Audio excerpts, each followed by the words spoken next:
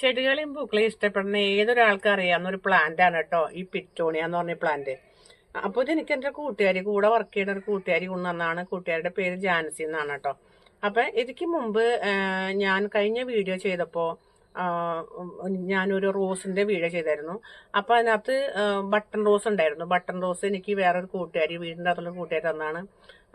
അപ്പം ഞാനത് എനിക്ക് ഇവിടെ അടുത്ത് ഞങ്ങൾ ഡാൻസ് പഠിക്കാനായിട്ട് പോയപ്പോൾ തിരുവാതിര കളിക്ക് പഠിക്കാൻ പോയപ്പോൾ എനിക്ക് അവിടെ നിന്ന് തന്നതാണ് കേട്ടോ ബട്ടൺ റോസ്.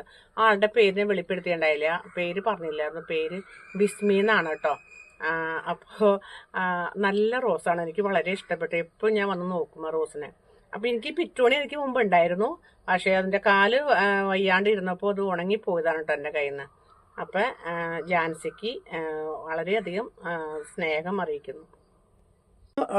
നമുക്ക് ഒരു കൂട്ടുകാരികളൊക്കെ ഒരു ചെടികൾ തരുമ്പോഴുണ്ടല്ലോ, കൂട്ടുകാരികളായിക്കോട്ടെ വീടിൻ്റെ അടുത്തുള്ളവരായിട്ട് ആരും ആയിക്കോട്ടെ, ഒരു ചെടി തരുമ്പോൾ നമ്മൾ ഈ ചെടി കാണുമ്പോഴൊക്കെ നമ്മൾ അവരെ ഓർക്കും.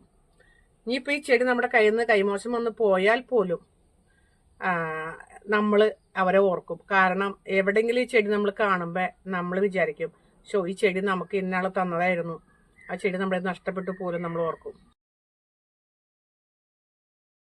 അപ്പോൾ ഈ ബട്ടൺ റോസാട്ടോ എനിക്ക് ഈ ബിസ്മി തന്നത്.